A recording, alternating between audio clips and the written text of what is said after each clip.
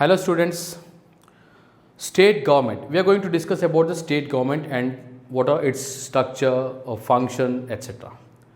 The structure and organization of state governments are similar to the state of the union government. In the sense, both the structure and organization of the state governments, they are very much similar to that of the union government. We have a union government. In the federal structure, we have a union government and state government. Okay. So now we are discussing about the state government.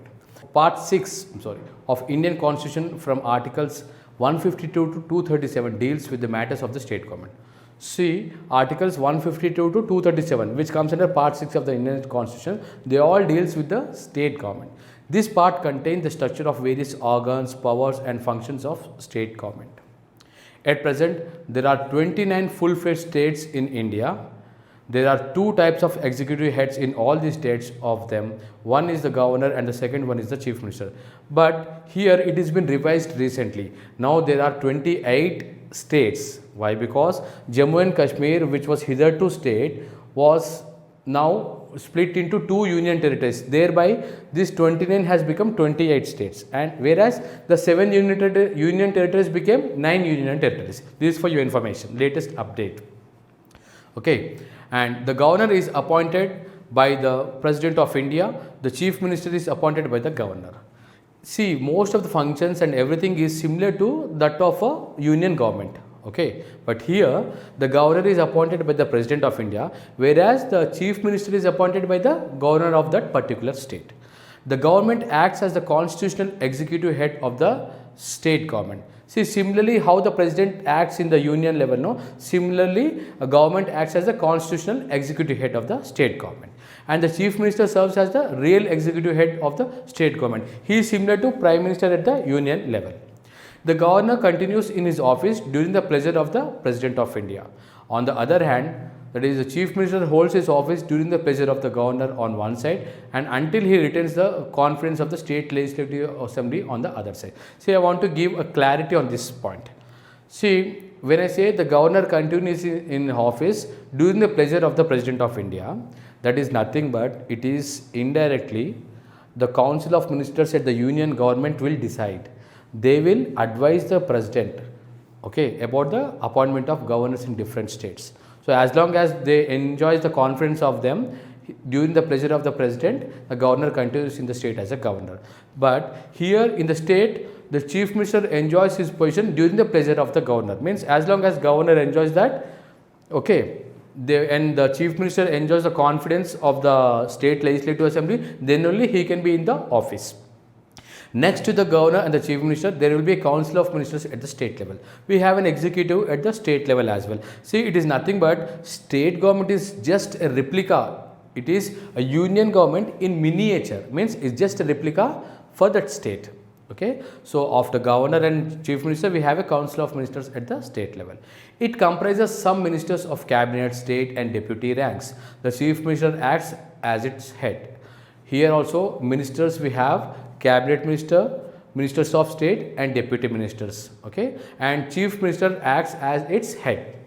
The Constitution of India provides for a legislature for every state in Indian Union. For every state we have a legislature, okay.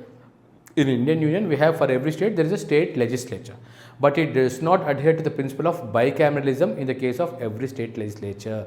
That means there will not be two houses, it's not compulsory. For example, in the union government you have a Lok Sabha and Rajya Sabha, they are compulsory, whereas in state governments it is up to the state, it can decide. Some states are having legislative council and legislative assembly, but some states are having only legislative assembly without council. At present there are 7 states having bicameralism. These states are Telangana, Andhra Pradesh, Bihar, Jammu and Kashmir, Karnataka, Maharashtra and Uttar Pradesh. They are having bicameralism. That means they are having 2 houses. Others are not having, others are having only legislative assembly. See, here I want to tell one more thing. Jammu Kashmir, okay, it has got bicameralism, but when it is split into union territory, 2 union territories, now that is Jammu and Kashmir, union territory of Jammu and Kashmir and union territory of Ladakh. But union territory of Jammu and Kashmir consists of assembly, that is a state legislature, whereas Ladakh has no legislature, okay. The remaining 22 states that have unicameral system. That is, only one house will be there. That is state legislative assembly, no legislative council. States following bicameralism will have legislative assembly and legislative council. The legislative assembly is the lower house or first house, similar to the what is that, Lok Sabha at the union level in parliament, and or first house having members who represent the people. The legislative council is the upper or second house having members elected by various sections in the state. It is similar to the Rajya Sabha in the parliament. Next, we'll discuss about the state executive now. Article 153 to Article 167 of Indian Constitution deal with the matters relating to the executive, that is the governor, the chief minister and the members of the state council of ministers. They all come together and become a state executive who will execute the laws.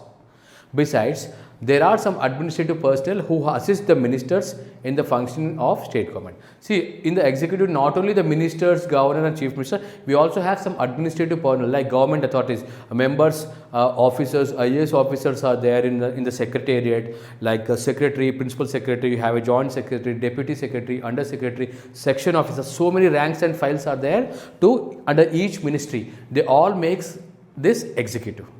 While the governor is the constitutional head of the state government, the chief minister acts as the real executive. See, ours we have a de facto. Who is that? Head is chief minister. He is a real executive. Okay, and de jure, that means a nominal head is a governor at the state level. The ministers are appointed by the governor on the advice of the chief ministers. Everything same as union government here. Okay, there what happens?